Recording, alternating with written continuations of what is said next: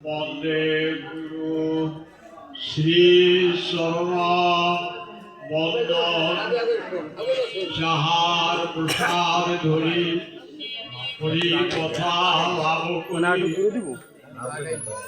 অবসন্নে নাই গতি ত্রিসন্ধ্যা শ্রী গুরুশ্বরী কীর্তি গাহি স্তব করি ধ্যান মাঝে জ্ঞানে জানাই পণ্ডিতে জ্ঞান পিবীরন্দস্য জ্ঞানাঞ্জন শলাকয়া চক্ষুর্মৃদং যেন তস্মৈ শ্রী গুরুবে নমঃ।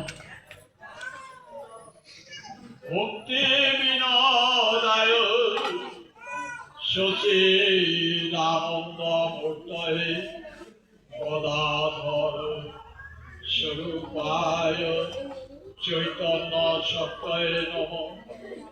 বাঞ্ছা কল্পতরুভ্যশ্চ কৃপা সিন্ধুভ্যেব চ পতিতানাং পাবনেভ্যো বৈষ্ণবেভ্যো নমো নমঃ। দুর্গমে পথি মেহং দশ স্থল পাদগতের মুহূর্ত সকৃপা ষষ্ঠী দানের সন্ত সন্ত বলবান বন্দে গুরুদীশ ভক্তাদীশ বিশালকম তদপ্রকাশস্য তৎশক্তি কৃষ্ণ চৈতন্য সংঘকম বন্দেহং শ্রী গুরু শ্রীযুত পদ কমলম শ্রী গুরুন বৈষ্ণবাংশ শ্রীরূপং সাগ্রজাতং সগণ রঘুনাথন্দিত তং সঞ্জীব্যং সদ্বৈতং সাবধৃতং পরিজন সহিতং শ্রীকৃষ্ণ চৈতন্য দেবং শ্রী রাধা কৃষ্ণ পদা সহ গণ ললিতা বিশ্বকাংশ আনন্দ লীলাময় বিগ্রহায় হেমভূ দিব্য ছবি সুন্দরায় তস্মৈ মহাপ্রেম রস সম্প্রদায় শ্রী চৈতন্য চন্দ্রায় নমো নমস্তে। আজানুলম্বিত ভুজ কনকাবদত সংকীর্তনৈকপীত কমলস্তাক্ষৈ বিশ্বাম্বর দ্বিজবর যুগ ধর্মপাল বন্দে জগৎ প্রিয়কর করুণাবতর নমঃ শ্রীকালসুতায় জগন্নাথ সুতায় চ সভৃতায় সপুত্রায় সকলত্রায় তে নমো নমঃ। হে কৃষ্ণ করুণা সিন্ধু দীনবন্ধু জগৎপতে গোপীশ গোপিকাকান্ত রাধাকান্ত নমস্তে। বংশা কল্পতরুভ্যশ্চ কৃপা সিন্ধুভ্যেব চ পতিতানাং পাবনেভ্যো বৈষ্ণবেভ্যো। উপস্থিত দূর দূরান্ত থেকে আগত কৃষ্ণ ভক্ত এবং ভক্তাগণ সর্বাগ্রে আপনাদের রাতুল চরণে আমার সহভক্তি। আমার ন্যায় কীটাধমের পক্ষে এই সুমধুর ভাগবতীয় তত্ত্বকথা আলোচনা করা সম্ভব নয়। আপনারা কৃপা করে যতটুকু আশীর্বাদ করবেন ততটুকু আপনাদের সামনে আলোচনা করা সম্ভব। ভাগবত নিগম কল্পতরুর গণিত ফল। আজ আমরা যেখানে উপস্থিত হয়েছি, আমাদের অনুষ্ঠান ভগবানের মহামিলন রাসোৎসব উপলক্ষে।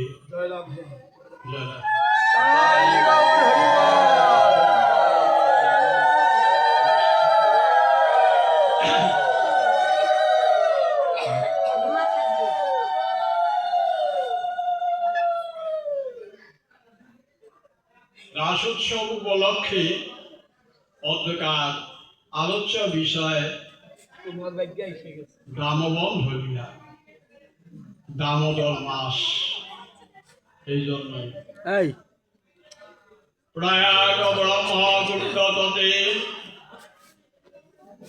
অসংখ্য মণি পরিবেষ্টিত অবস্থায় মহারাজ পরীক্ষিত ব্রহ্ম অভিশাপগ্রস্ত হয়ে সপ্তাহকাল অন্তরে তক্ষকের দংশনে তার মৃত্যু হবে।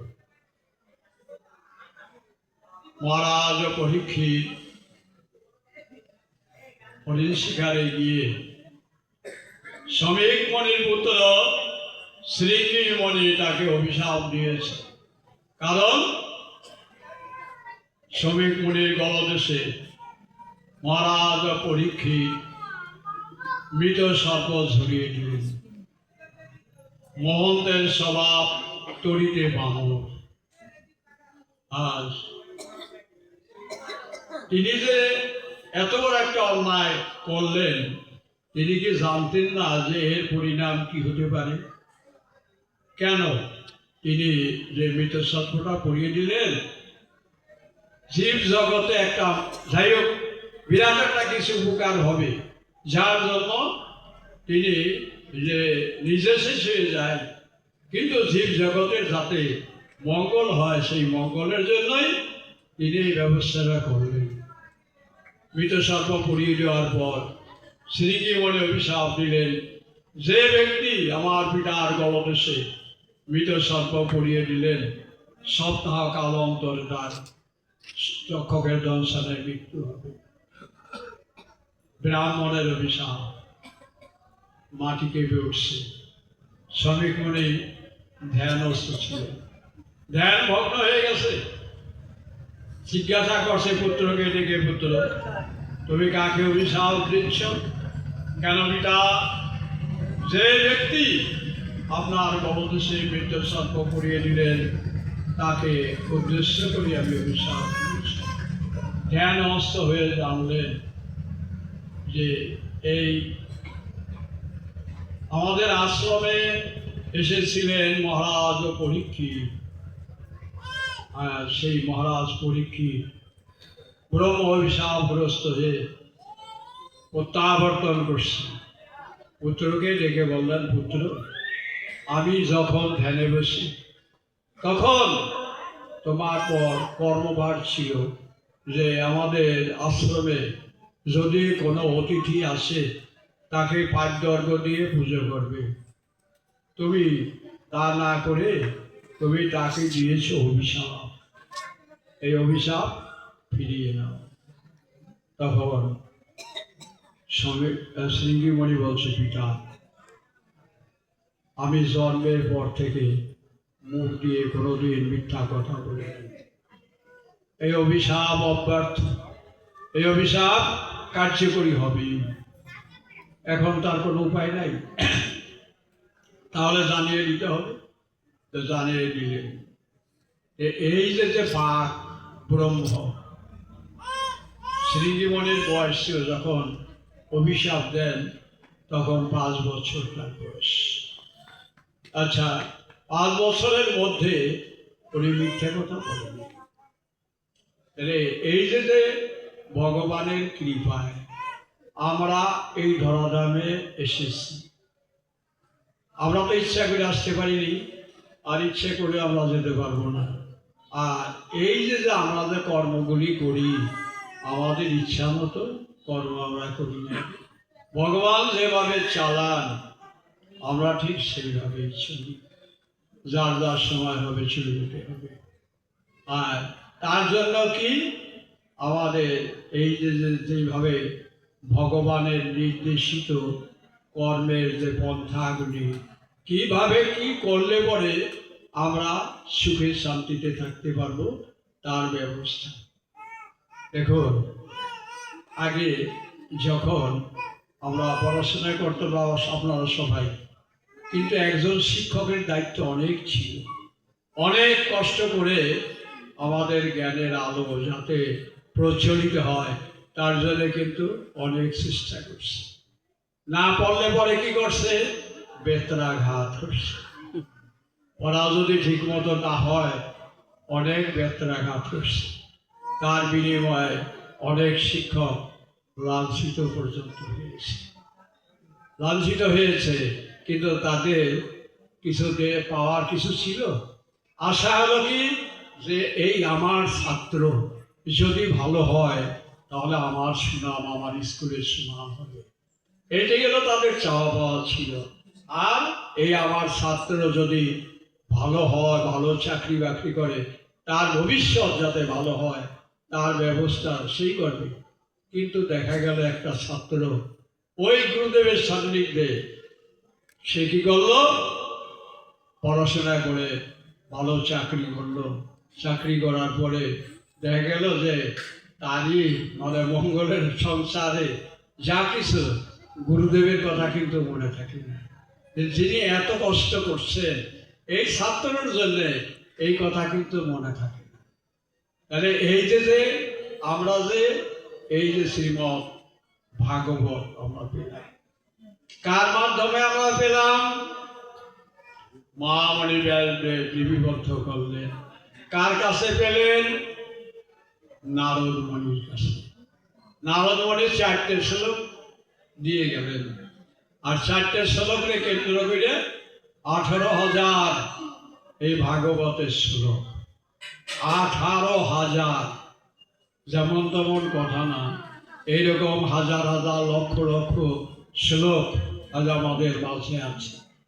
যেমন আমাদের এই 18খান পুরাণ, 18খান পুরাণের অন্যতম পুরাণ হচ্ছে এই শ্রীমদ্ ভাগবত।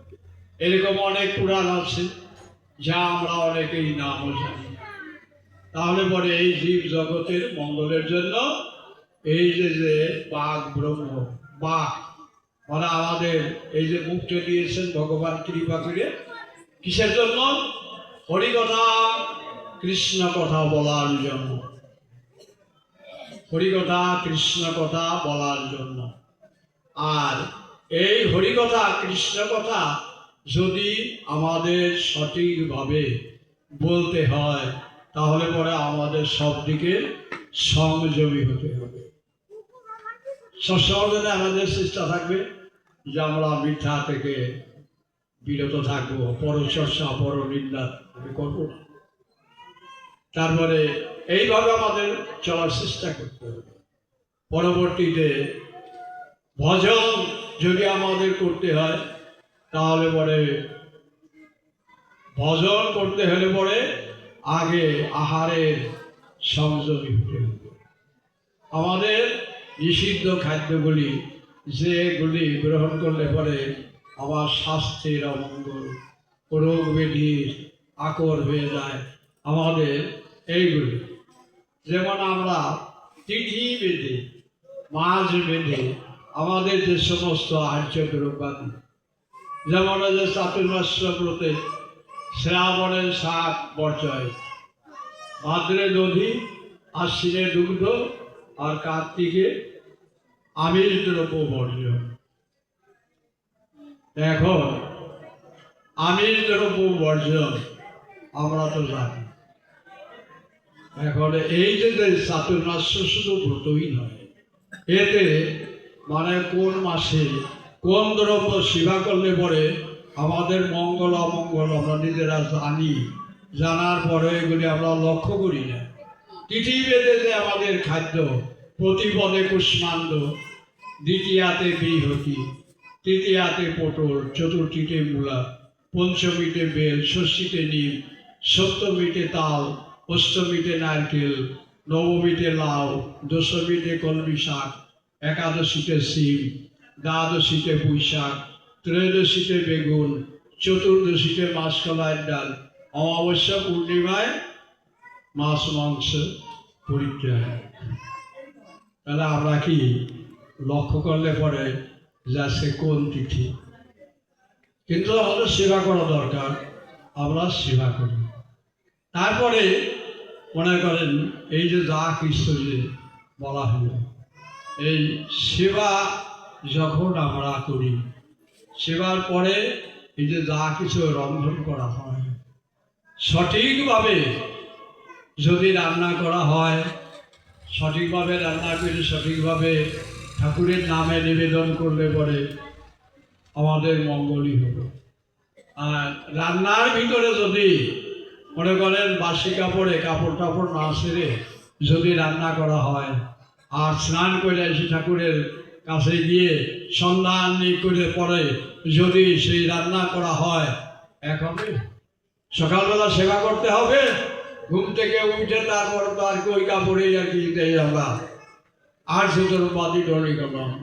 আর স্নান করে এসে ঠাকুর জায়গায় ঠাকুরের কাছে আত্মনিবেদন করে আমরাও যদি রান্না করি, ওই প্রসাদ আর এই প্রসাদ এক হবে। দেখুন একই জিনিস একই জায়গায় কত ডিফারেন্স হয়ে যায়। তারপরে মনে করেন বাবাজি আপনারা সবাই তো জানেন, ব্রহ্মার পরম ব্রহ্ম হবি, ব্রহ্মগ্ন ব্রহ্মণাহুতং, ব্রহ্মৈব তেন গন্তব্যং, ব্রহ্ম কর্ম সমাধি। এই ব্রহ্মের থেকে অন্যের সৃষ্টি শ্রীমদ্ ভগবদ্ গীতার মধ্যে, যে ব্রহ্মের থেকে ব্রহ্মার পরম ব্রহ্ম হবি, ব্রহ্মগ্ন ব্রহ্মণাহুত। ব্রহ্ম অগ্নিতে কি হয়? আমরা আহুতি দিই। সাধকরা প্রসাদ বলছে, আমি যাহা সেবা করি আহুতি দেই সেবা মাকে। আমরা যাহা গ্রহণ করি আহুতি দেই। আমরা যাগ যজ্ঞ করি, যাগ যজ্ঞ করলে পরে এই আহুতি দেই। এমনিভাবে উনি লিপিবদ্ধ করছেন, আমি যা সেবা করি সব আহুতি দেই সেবা মাকে। তাহলে যে আমরা আমাদের ভিতরের যে জঠরাগ্নি প্রজ্বলিত করলাম, আমাদের ভিতরে মনে করেন যে এই যে অনুবংশাল বায়ু, তারপরে এই যে আমাদের ভিতরে অনেক বস্তু ঢুকে গেছে, পঞ্চপ্রাণ। এই যে আমরা যখন এই যে নিবেদন আমরা করি, এই তখন হলো সেই বায়ুকে কেন্দ্র করে প্রাণায় সহা, অপানায় সহা, সমানায় সহা, বেনায় সহা, উদানায় সহা মন্ত্র উচ্চারণ করে আমরা মুখে অন্ন দিই। দেওয়ার পরে কি হইল? আমরা ঠাকুরের নামে নিবেদন করে আমরা যখন ওই অন্নটা আমরা গ্রহণ আমাদের করা উচিত, সে তখন কি হইল? আমাদের ভিতরে যখন যায়, তখন আমার মা সকলরা কত কষ্ট করে কত মানে গ্যাস খুঁড়ে দিয়ে রান্না টান্না করছে। রান্না করার পরে যখন আমি ওই বস্তু গ্রহণ করলাম, বস্তু গ্রহণ করার পরে কি হলো? ভিতরে যাওয়ার পরে আবার রান্না হয়, আবার রান্না হয়। যার জন্য ওই যে ব্রহ্মার পরম ব্রহ্ম হই, ব্রহ্মগ্ন ব্রহ্মণাহুত, জঠর অগ্নি প্রজ্বলিত করে আমরা যখন আমরা সে আবার রান্না হয়, রান্না হওয়ার পরে কি হয়? ওইটা ডাইজেস্টিং পাওয়ারের মাধ্যমে যার যার স্থানে পৌঁছে দেওয়া হয়। মলমূত্র ইত্যাদি যা কিছু রক্ত ওই খাদ্য থেকেই তো হয়। তাহলে পরে ভালো খাদ্য ভালো কিছু করলে পরে কি হয়? আমাদের মঙ্গলই হয়। এই জন্য বাঘ ব্রহ্ম ভগবান মুখ দিয়েছেন হরিকথা কৃষ্ণ কথা বলার জন্য। তাই আজ সেই শৃঙ্গিমণি বলছেন যে পিতা আমার বয়স মাত্র 5 বছর, আমি জন্মের থেকে মিথ্যা কথা বলিনি, যার জন্যে অভিশাপ অব্যর্থ, অভিশাপ হবে। তখন আর কি অভিশাপ বৃত্তান্ত মহারাজ পরীক্ষিতের জানিয়ে দেওয়া হলো। জানিয়ে দেওয়ার পর মহারাজের টাকা পয়সার কিন্তু অভাব ছিল না, উনি কিন্তু সব ব্যবস্থাই করতে পারতেন, কিন্তু তিনি মনে মনে চিন্তা করলেন যে আদর্শহীন মৃত্যু, জন্মগ্রহণ করলে বলে মৃত্যু অবশ্যম্ভাবী। এই মতে যখন আসছি, মরবার ভূমিতে যখন এসেছি, মৃত্যু আমাদের হবেই, কিন্তু অনেকের ভাগ্যে মেলে না আমাদের কবে মৃত্যু হবে। বর্তমানে জন্ম কার কোন সময় হবে এইটা বলা যায়, ডাক্তার বলে দিতে পারে কোন সময় চিন্তা, তাই না? তাহলে আসার খবর জানি, যাওয়ার খবর এখন পর্যন্ত আবিষ্কার হয়নি, হয়তো হতেও পারে। যাই হোক, এই যে কথা যে মহারাজ পরীক্ষিত মনে মনে চিন্তা করবে, আমার অভিশাপ নয়, এটা আমার আশীর্বাদ, আর ব্রাহ্মণের কৃপায় আমি আমার মৃত্যুর দিনের কথা আমি শুনেছি। সপ্তাহাত কাল আমার পরম আয়ু, এটা আমাদের সৌভাগ্য না? তারপরে উনি কি করলেন, ওনার রাজত্ব ওনার ছেলে জন্মজয় করে দিয়ে উনি চিন্তা করলেন, জন্মের পর থেকে কোনোদিন হরিকথা কৃষ্ণ কথা শুনি নাই, আর কোনোদিন আমি ভক্ত সঙ্গ করতে পারিনি। আজ আমার পরম সৌভাগ্য, আজ ব্রাহ্মণের অভিশাপে আমি মৃত্যুর দিন আমি শুনতে পেরেছি। এটাই আমার কি কর্ম করলে পরে, কোন কর্ম করলে পরে আমি আমার আরাধ্য দেবতার শ্রী চরণে আমি স্থান পেতে পারি। ভগবান শ্রীকৃষ্ণ অর্জুনের রথে সারথি ছিলেন। শ্রীমদ্ ভগবতে গীতার কথা আমরা জানি, কত বড় যুদ্ধ। এই যুদ্ধে যেভাবে রথ পরিচালনা করছেন বিশ্বজনতা, জয়ধ্বজলা, গান্ধার নীলপলা, শাল্য গৃহবতী, গ্রীবেণ বহনী, কর্ণেন বেলকলা, অশ্বত বিকর্ণ ঘোরমকরা, দুর্যোধন আবর্তী, সতী না খলু পাণ্ডব এই রণনদী কৈবর্তকে কৃষকে। গীতার মঙ্গলাচরণের কথা। তাহলে যেখানে বিশ্ব পিতামহ অত বড় জ্ঞানী, দ্রোণাচার্য অস্ত্র গুরু, তাহলে বলে সেখানে একটা রণ নদী, রণ নদীর পার, তারা কত মজবুত। তাহলে সেখানে যে সমস্ত রথী পদাতিক, যে সমস্ত সৈন্য, সবাই বড় বড়, কিন্তু গোবিন্দের অশেষ কৃপায় রথ পরিচালনার জন্য পঞ্চ পাণ্ডবদের সৈন্য সংখ্যা কত ছিল? 7 অক্ষহীন, আর ওনাদের 11 অক্ষহীন, কত কম। কিন্তু যখন কুরুক্ষেত্র যুদ্ধ আরম্ভ হবে, তখন অর্জুন গেলেন পিতামহকে প্রণাম করার। পিতামহ বললেন যথা ধর্ম তথা জয়। ওটা কিন্তু জানতেন যে যুদ্ধের পরিণাম কি হবে, কিন্তু উপায় নাই। তাই দুর্যোধন এ তো আমার কথা শুনবে না, যার জন্য এই যুদ্ধের যে ব্যবস্থা, তাহলে পরে চিন্তা করতে হবে এই যে ভগবান শ্রীকৃষ্ণ উনি কি, এই সম্বন্ধে আমরা আমাদের ভিতরে ধারণা যে উনি কি করলেন। তাহলে এই যে এত সৈন্য, এত ক্ষত্রিয় নিধন করার পরে উনি কি করলেন? উনি আসলেন, আসার পরে কি করলেন? ওরা 56 কোটি যদু বংশ সব নির্মূল করলেন ব্রহ্ম অভিশাপে, ব্রাহ্মণের অভিশাপে। হ্যাঁ, নির্মল হয়ে গেল।